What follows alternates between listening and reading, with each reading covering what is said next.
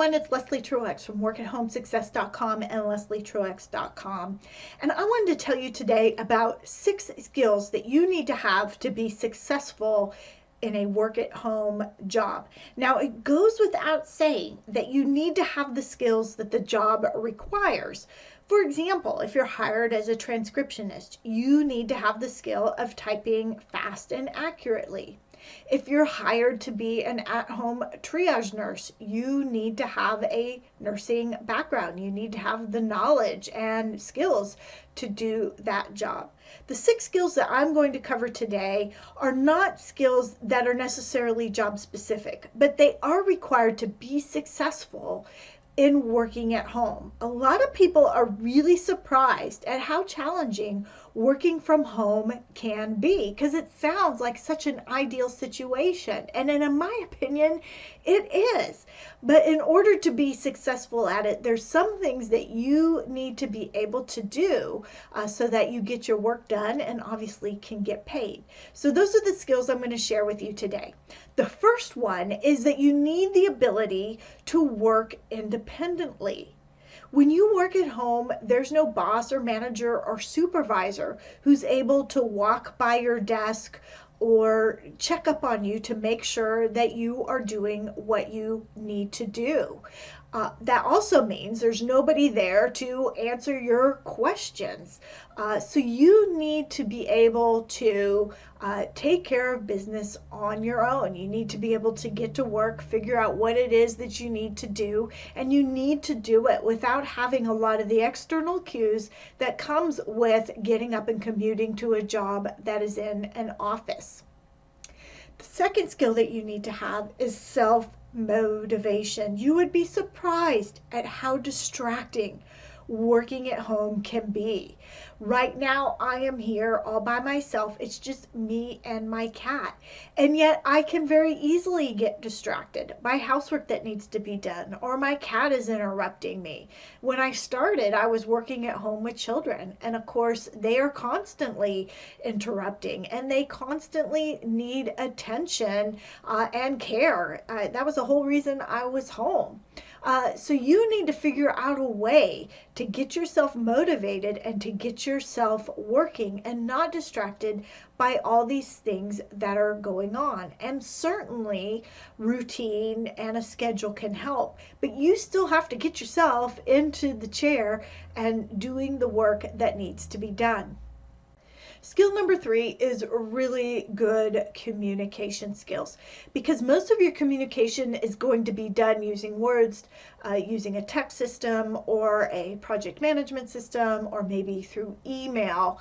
You need to be able to talk clearly and concisely in the messages that you send back and forth. Because if you are not, a lot of time is wasted in trying to get clarity. And of course, things can be misunderstood. We see this a lot through social media where people misunderstand a tone or something of a message. So you need to learn to be very clear in terms of your communication with your coworkers, with your manager or your boss, even working at home. And it's especially the case if that conversation is not happening in, say, a video conference or on the phone, where there's other indications about tone and what is being said. Whenever you're using just text to write, you need to be very clear to save time, to save confusion, and of course to ensure that you're not misunderstood. The fourth thing you need is comfort in learning and using digital tools. Now, I get email all the time from people saying, I want to work at home job and I know how to use a computer and I know how to use Word or something like that. But a lot of companies have their own systems and tools that you will have to learn. Some of them are not always user friendly, and sometimes they change. I have a freelance bit of work that I do, and their system for doing work has changed 3 or 4 times in the years that I have been there. Fortunately, it's changing in a way that makes it easier. Initially, it was much harder. But you need to be comfortable in using technology technology. This could mean not just using, online email communication systems, but they may have their own project management systems. They may have systems that you have to log into to do the work or to record the work. And you need to be comfortable learning those things. Now, many of these companies do have trainings for you to do. So you're not just necessarily going to be thrown in the deep water and told to swim, but you need to feel comfortable in doing that and learning these new tools and systems. The fifth thing that you need to do is to be a team player and have sort of a cross-cultural understanding. One of the great things about telecommuting is that employers can hire people from anywhere around the world, which means they get to be selective in choosing the very, very best people to do the job. But sometimes the best people to do the job are going to be in different time zones, and sometimes they're going to be of different nationalities that have different customs and different traditions, and you need to be sensitive to all those differences. You need to know how to work with other groups of people that may have different ways of doing things than you do. You'll save yourself a lot of heartache and hassle if you have the ability to be able to do that, to have cross-cultural sensitivity, and to be able to work in. And the final skill that you need to have isn't so much of a skill as something that you need, and that is to have reliable and secure equipment. When you are working at home, you are frequently dealing with sensitive information or accessing sensitive networks online, and your employer needs to know that all their information is going to be safe. And that means that you need to have computer and internet that is fast and reliable so that you can get the work done.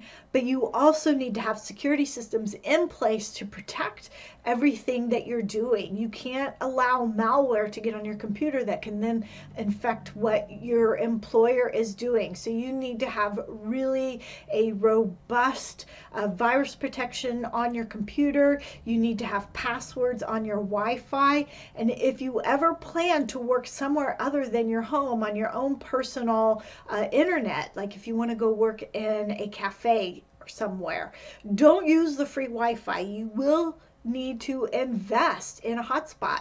Many phones these days have their own hotspot that you can use, and all the extra that you might end up paying would be data.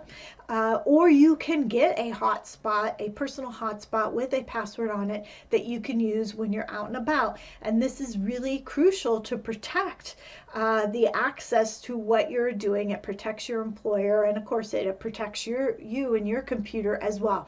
But this is really key and important that you are respectful and really work to secure the privacy of your employer and what you're doing, and make sure that your system is safe and there isn't something that's getting into your computer that can not only infect you but infect your employer, or could put them at risk because data that they have can be compromised. You don't want that. So you need to have really reliable and secure equipment.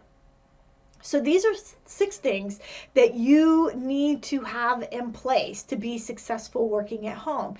And they are regardless of the type of job you do and who you are doing it for. Now, of course, for more information about telecommuting, including searching for work at home jobs, how to create a great resume, and all things related to working at home, please visit Work at Home Success.